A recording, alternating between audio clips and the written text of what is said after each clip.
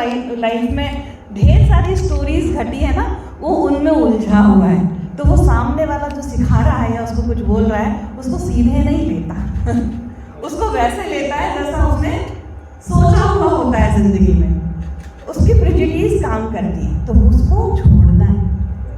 उसको जैसे छोड़ना सीख लिया कि मैं आपसे मिलूं तो सिर्फ उस समय मैं आपसे मिलूं, किसी ऐसे से नहीं मिलूं कि मुझे ये पता हो कि एक बंदा है जो इस आपका अर्शित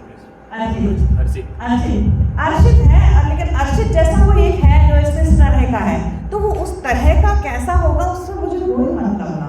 मैं तो जिस समय अर्शित से मिलूं उस समय सिर्फ अर्शित से मिलूं, तो अपने आप मैं वैसी हो जाऊंगी जैसा अर्शित मुझे देना चाह रहा है, वो चीज़ मेरे अंदर अपने आप आएगी। तो ये ना सबसे अच्छा तरीका है कुछ सीखने का, लर्निंग का। और जिंदगी हमको लगातार सिखाती है, तो लगातार बस ऐसे बने रहिए, ऐसे बने रहिए, सिखाओ आओ। हम इस जिंदगी में न जाने कितना सीख सकते हैं। मुझे तो कभी कभी लगता है कि एक जिंदगी कम है। कभी कभी मैं बोलती हूँ, मेरा एक बहुत फेमस सा डायलॉग है जो मुझे बहुत अच्छे से जानते हैं, जो मेरे संपर्क में रहते हैं, वो लोग मुझे कई बार टोकते कि ऐसा मत बोलो यार। तो मैं अक्सर बोलती हूँ कि 2 ही हाथ तो दिए भगवान ने, मैं क्या क्या करूँ। मुझे लगता है ये टाइम कम पड़ रहा है मुझे, अभी तो बहुत कुछ है करने को।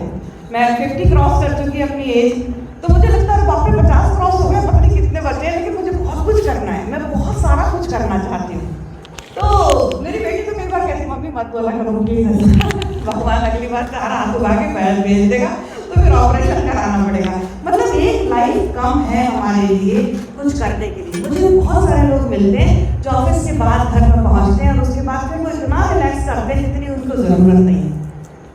सच में कह रही हूँ, सच में कह रही हूँ, इतनी ज़रूरत नहीं है। थोड़ा सा ना अपने लिए भी वक्त निकालिए। जो हमने काम किया वो काम करके हम जब आते हैं घर, भले 8 बज जाए, फिर थोड़ी देर रिलैक्स कर लीजिए और फिर उसके बाद कुछ 1 घंटा मी टाइम निकालिए अपने लिए वक्त, जिस समय हम वो करें जो हमें अच्छा लगता है।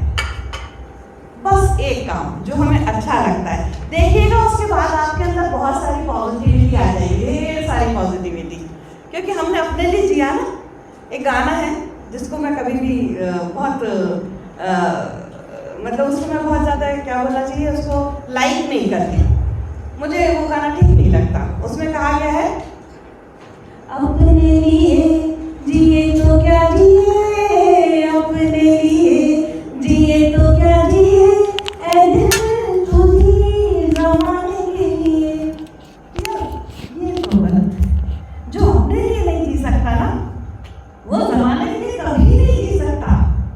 ये गलत है। अगर आप ये सोच करके मान लीजिए किसी की मदद करते हैं, है ना, किसी वृद्ध की मदद करते हैं, किसी ऐसे व्यक्ति की मदद करते हैं जिसे मदद की ज़रूरत है, और ये सोच के मदद करते हैं कि मैं उसकी मदद करने के लिए मदद कर रहा हूँ, उसकी ज़रूरत है, तो आप मदद नहीं कर पा रहे। इसका मतलब आपका ईगो कहीं पर भी ऊपर है, आपसे ऊपर है।